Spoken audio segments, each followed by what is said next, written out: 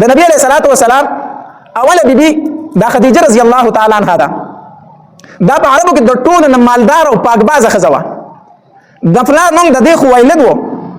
او د مور نوم فاطمه وه. د نبی علیہ الصلوۃ والسلام نه مخکې د دې دوه نکاحونه شوي وو. اوله نکاح د ابو حاله سره شوې وه او د دې نه دوه زامن هم وو. د یو نوم حاله او د دویم نوم هند او دا دواړه صحابه کرام دي په نبی علیہ الصلوۃ والسلام باندې دواړو ایمان هم راوړی دی. خدا ابو حاله بیا په مکه کې سجنګ وشو، د هغې کې مړ شو. نو خدیجه رضی الله تعالی عنها کونډه شوله. د هغې نه وروسته بیا دویمه نکاح د عتیق سره وکړه. د هغه نه یوه لور وه چې د هغې نوم هند و. عتیق هم بیا وفات شو، دا دوباره بیا کونډه شوله. نو دوه زامن او یوه لور ورته پاتې شو. خو د دې سره ډېر زیات مال و او ډېره زیاته یو پاکه زنانه وه. دومره مالداره وه چې کله به د تجارت سامان د مکې نه وړلی کېده بار ملکونو ته، بار ځایونو ته، نو څومره مال چې به د تمام مکې والو دومره به یوازې د خدیجه رضی الله تعالی عنها دومره دا مالداره وه. مثال په طور چې 1 کروڑ روپو مال به د مکې والو، نو د 1 کروڑ روپو مال به د دې ځان له وجوده وه. د ټولې مکې والو هم مال یوازې د دې سره دومره مالداره زنانه وه. نو چې کله دا کونډه شو، په دې پسې ډېرې رشتې را روانې وې. د مکې لوی لوی سرداران چې په دې پسې پیغام لګو چې خدیجه ما سره نکاح وکړه. دارنګه د مکې د لوی لوی سردارانو زامنو پسې پیغام د نکاح لګو چې خدیجه موږ سره نکاح وکړه. او خدیجه رضی الله تعالی عنها په د نکاح نه انکار کو. او د نکاح نه انکار ځکه کو وی بچی مې هم شته، مال مې هم شته، کور مې هم شته، زه نکاح څه شي کوم، زما نکاح ته ضرورت نشته دی. د هرې نکاح به ډېر رد کوم. په دغه زمانه کې نبی علیه الصلاۃ والسلام د صداقت او د امانت ډېره لویه چرچه وه. د نبی علیه الصلاۃ والسلام عمر په دغه وخت کې 25 کاله او په مکه کې داسې کور نو چې هغې ته د نبی علیه الصلاۃ والسلام د صداقت او د امانت خبره نه ورسېدلې. په مکه کې یو هلک دی د عبدالله زوی دی، یتیم دی، خو ډېر امانت والا انسان دی، ډېر صداقت والا انسان دی. چېرته دروغ نه وایي، چېرته په امانت کې خیانت نه کوي. د نبی علیه الصلاۃ والسلام دا چرچه په ټوله مکه کې خوره شوله. نو په دغه وجه کې شام ته قافله تله د تجارت لپاره، چې تجارت لپاره قافله تله. نو دې خدیجه رضی الله تعالی عنها په نبی علیه الصلاۃ والسلام پسې سوال جواب وکړو، یاره که دا ځل زما د تجارت سامان ته اوسې،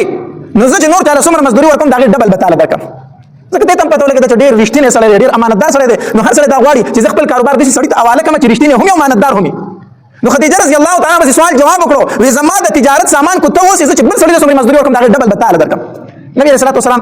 وفرمایل زه به د خپل تره سره مشوره وکړم. ابو طالب ته وویل، ابو طالب هم په دغه وخت کې ډېره زیاته غریبي وه. نبی علیه الصلاۃ والسلام ته وفرمایل دا خو ډېره ښه موکه ده، دا خو ډېره ښه موکه ده، د خدیجه په شانتې زنانه خو په مکه کې نشته، دا خو ډېره ښه زنانه ده، خیر دی د هغې سامان ته تجارت له اوسه. نبی علیه الصلاۃ والسلام چې کله تجارت له روانېدو، نو خدیجه رضی الله تعالی عنها فرمایل وی زم تجارت لزم ستا سامان وړم، خو زما به یو شرط. څه شرط دی؟ شرط مې دا دی چې ما سره به خپل غلام ملګری کوي، ما سره به یو غلام څه کوي، ملګری کوي. دا دې دپاره چې خلک را باندې څه تهمت ونه لګوي، چې ستا غلام را سره موجود وي، چې هر څه په خپلو سترګو باندې ویني، نو زما سره به خپل غلام لګي. خدیجه رضی الله تعالی عنها فرمایل دا شرط ماته منظور دی. او د هغې یو غلام د هغه نوم میسره و، میسره یې ورسره ملګری کړو. خو چې کله میسره ته که نه، خدیجه رضی الله تعالی عنها ته وفرمایل وی په ده باندې به نظر ساتي، ته ده به د هر ټایم حال احوال ماته بیانوي، ځکه چې مکه کې لویه چرچه وه ده که نه، د ده د شرافت او د صداقت ډېر مشهورتیا وه. نو خدیجه رضی الله تعالی عنها وفرمایل وی ده به یو حالت چې راشي ماته به بیانوي، نظر به پرې ساتي. وی ټیک ده. نبی علیه الصلاۃ والسلام د خدیجه رضی الله تعالی عنها تجارت واغسته او روان شو. چې کله بصرې ته ورسېدل، هلته کې یو ونه وه، د هغې په سوري باندې دوی کېناستل. چې کېناستل، هلته یو عبادت خانه وه د عیسایانو، د هغې هغه راهب راووتو. چې راووتو، نو هلته کې کوم خلک چې د هغې ځای اوسېدونکي وو، هغې حیرانه شو، وی دا راهب تر ننه پورې بار ته چېرته د دې عبادت خانې نه به چا پسې نه دی راوتی. که څوک ورسره ملاقات کول غواړي دننه دې ځي، خو دې چاله روزي نه، دا اول ځل دی چې دی د کافرې دپاره ووت، چې دا څنګه چل دی.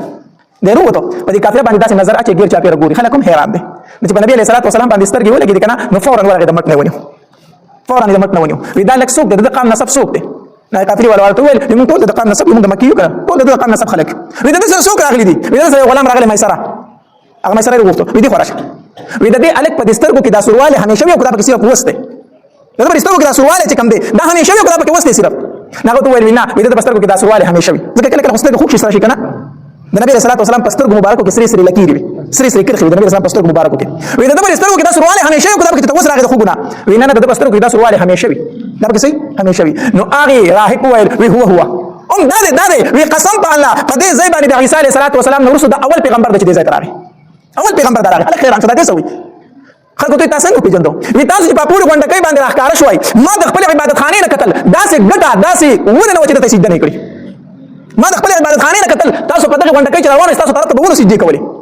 نو ما وایي چې په دې قافله کې څه چل شته دی؟ بیا یې داسې ناست و، خلکو ته یې وګورئ وی نور کوم طرف ته دی او سوری کوم طرف ته دی. نبی علیه الصلاۃ والسلام داسې بات ته ورغی، نو چې راغی نو زر زر خلکو هغه ځای د سوري لاندې کړو، چې سوري لاندې کړو، دی چې راغی دا راهب لا ولاړ و، نو دی په غرمو نبي علیه السلام کېناست. چې په غرمو کې ناستو نو د ونې چې کوم سوري هغه په تاویدو شو خلک یې پرېښوده په نبي رسول الله سوري کو یو وګوره د ونې سوري ته کوم طرف ته روان دی دا کوم طرف ته روان دی ما سره دا خبره دلته څه کړله نوٹ کړله بیا لږ مخکې لاړو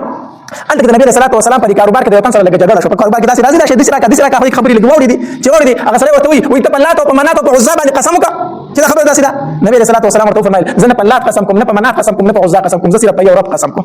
چې دا ول سړی حیران شو وایي ته په لات او منات قسم نه کوي نه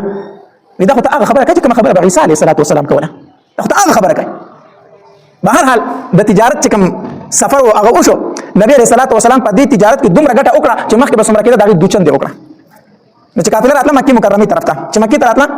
نو دا میسره غلام لږ مخکې د دوی په تلوارۍ کې راغی ځکه یو تن به مخکې مکې ته په منډه راته چې ستاسو د تجارت سامان چې دی قافله چې روانه ده رانږدې شوې ده نو خلک به ورله مخکې ته راووت په انتظار به ورته و نو دا میسره مخکې مکې ته راغی نو خدیجه رضي الله تعالی عنها ته وفرمایل چې ستا قافله را روانه ده او ډېر زیات تجارت مو کړی او ډېره غټه ګټه مو را روانه کړې ده نو خدیجه ورته وویل ګټه خو یو طرف ته خو ملک چې در سره تللی هغه محمد صلی الله علیه وسلم دا څه حالت تاسو مولوی په هغه نظر ساتي نو هغه ورته د راهبه قسم وکړه ټولې خبرې ورته وکړي چې داسې حالات نو خدیجه رضی الله تعالی عنها کوټې ته وختله په کوټه باندې ولاړه د تجارت دا قافله سیکي نو په کوټه باندې ولاړ ده نو دا قافله چې څنګه راښکاره شو کنه نو سره غرمه دي او د عربو ګرمي او د مکې ګرمي او تاسو بلیدلی سره غرمه دي نو خدیجه رضی الله عنها په کوټه باندې ولاړ ده نو چې قافله ته وکتل په ټوله قافله باندې سره غرمه دي او په نبی رسول الله والسلام باندې وریځي سورې کړې دي وریځي په سورې کړې نو هغه خپل مرګ ته چې کړی بره راوخیږي خپل مرګ راغونډ کړی ویاله دی الګ ته دی محمد ته صلی الله علیه وسلم نو ټول جنکې حیران شوي چې په ټوله قافله باندې غرمه دي او په باندې څه شي دی سورې دی چې راته د خدیجه رضی الله تعالی په زړه کې دا یو تمنا پیدا شو دا یو خواهش پیدا شو چې ما د سره نکاح وکړل او نبی رسول الله والسلام ته چې کوم مزدوري خو دی و دا غینه ور نورم زیاته ورکړه دا غینه نور زیاته مزدوري نبی رسول الله والسلام ورکړه سورته تیری دي نو د خدیجه رضی الله تعالی عنها په نبی رسول الله والسلام پسې پیغام د نکاح ولیکو یا هغه چې د مکې لوی سردارانو لوی خلکو دا غوښتنه د خدیجه سره سوتي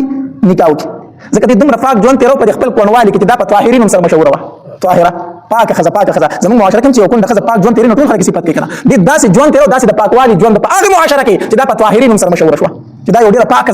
زنانه نو هر سړی غوښتل چې دې سره څوک ښکلې هم وه مال ورسره هم و دینداره هم وه نو هر سړی د داسې ښځې سره نکاح کول غواړي کنه حدیث مبارک کې راځي نبي صلی الله علیه وسلم فرمایي وتنکح المرأة لأربع د ښځې سره نکاح کېږي د څلورو وجو نه لمالها ولجمالها ولحسبها ولدينها څلور خبرو د ښځې سره نکاح کېږي یا د څه د وجې نه د مالدارۍ د وجې نه نو مالداري د خدیجه رضی الله تعالی سره موجود وه یا د څه د وجې نه د جمال د وجې نه نو ښایسته مغه وه یا د څه د وجې نه د نسب د وجې نه چې وایي نسب یې ښه دی نو نسب هم هغه د قریشو د خاندان وه او یا د دین د وجې نه نو دومره پاکه ښځه وه چې په طاهري سره مشهوره وه نو هغه څلور صفتونه په هغې کې موجود وو نو هر سړي غوښتل چې د خدیجه سره څه وکړي نکاح وکړي خو هغې د نکاح نه به انکار کوو هغې په خپل سوال جواب راولېږل په نبي علیه صلات وسلام پسې وایي زه د ده سره نکاح کول غواړم نبي علیه صلات وسلام وفرمایل وایي زه به د خپل تره ابو طالب سره مشوره وکړم نو نبي علیه سلام د ابو طالب نه تپوس وکړو وایي ما پسې خدیجه پیغام رالېږلی د نکاح ته څه وایي نو ابو طالب ورته وایي داسې په مکه کې بله زنانه پاکه نشته ښکلې او مالداره ښځه نشته د خدیجې په شانتې زه په دې نکاح باندې رضا یم رضا یم نو د نبي علیه صلات وسلام تره شو ابو طالب او بل تره شو حمزه رضی الله تعالی عنه او څه کسان ورسره نور شو دوی روان شو او د خدیجه رضی الله تعالی پلار چې خویلد دا په دغه وخت وفات شوی و خو ترې ژوندی عمر بن اسد د موجود و نو د هغې تره شو څه کسان شو او د خدیجه رضی الله تعالی کور ته ورغله او هلته یې نکاح وتړله اوس هم چې څوک مونږ نکاح کوو که نه نو د جنۍ کور طرف ته ځو هلته نکاح کوو که نه هلک کور کې خو نکاح نه کېږي که نه نو نبي علیه صلات وسلام ترونه شو او ورغله او د خدیجه رضی الله تعالی په کور کې د خدیجه نکاح وتړله نکاح ورله خپل تره ابو طالب وتړله ابو طالب صاحب اسې ورته ځکه وایو که نه چې د نبي علیه السلام ډېر خیال ساتلی دی نور اګر چې کافر د دنیا نه تللی دی خو د نبي علیه السلام ډېر خیال ساتلی دی نو دغه ابو طالب صاحب د نبي علیه صلات وسلام نکاح وتړله او چې نکاح خطبه ویله ډېره عجیبه خطبه ویله وی زما وراره محمد چې دی داسې هلک دی چې په مکه کې داسې هلک موجود نه دی د هغه د صداقت او د امانت اقرار زه نه کوم مکې والو تاسو هم کوئ ځکه چې نبي اسلام په دغه وخت کې لا پیغمبري نه و راغلې نو ټولو عزت کوو نه خو چې هغه پیغمبري لا اله الا الله اظهار وکړو خلک دشمنان شو بیا دشمني شروع شوه نو د هغه د صداقت او د امانت تاسو ټول اقرار کوئ او زما وراره چې دی دا د مکې دپاره داسې دی لکه یوه چترۍ د مکې دپاره د خپل وراره ډېر صفتونه په خطبه کې وکړو وایي زما د وراره د زړه میلان هم خدیجې ته دی او د خدیجه هم د زړه میلان زما وراره ته دی دواړه غواړي چې موږ د یو بل سره نکاح وکړو لهذا د دې دواړو موږ دا نکاح تړو دا خطبه ویله او د نبي علیه السلام صفتونه یې پکې وکړو نو دغه نبي علیه السلام اوله نکاح د خدیجه رضی الله تعالی نکاح دا چا تړلې وه د نبي علیه السلام ته ابو طالب ده ورله نکاح وتړله نو نبی علیه الصلاه والسلام د خپل کور ته راغی د نبی علیه الصلاه والسلام خپل کور چې دی دا اوس موجود د مکه مکرمه کې ابو جهل حمامونو طرف ته چې لاړ شي هغې ته مخامخ دا د نبي اسلام د پیدایش کور دی ښه خو اوس یې مټي دیوال نه دی اګر چې په هغې شکل باندې نه دی اوس اوس یې مټي دیوال خو ځای دغه دی اوس یې پرې مکتبه جوړه کړې ده مکتبه تاله ورته پرته یو پولیس ورته مخې ته ولاړ دا د نبي علیه الصلاه والسلام د پیدایش کور دی الله دې موږ ټول بوځي دا د نبي علیه السلام خپل د پیدایش کور دی دغه ابو جهل حمامونو ته چې لاړ شي مخامخ په وګوري دا کومه مکتبه چې د نبي علیه السلام کور دی د پلار کور یې دغه دی او د خدیجه رضی الله تعالی کور چې و که نه نو دا د مروه ډېری سره باب المروه باندې چې وځي کنه طوافونه پوره کړي بیا به د مروه په دروازه باندې اخوا وځي نو په دغه ځای سره د خدیجه رضی الله تعالی عنها کور نو ورله نکاح وتړله او نبي رسول الله خپل کور ته راغی بیا خدیجه رضی الله تعالی نبی صلی الله علیه وسلم ته فرمایل لتر از زما دا کور ستا دی خپل کور بیا چاته ورکو نبی صلی الله علیه وسلم ته ورکو نبی صلی الله علیه وسلم د خدیجه رضی الله تعالی کور ته ورغ نو نکاح د نبی صلی الله علیه وسلم د خدیجه رضی الله تعالی سره وشوله بیا چې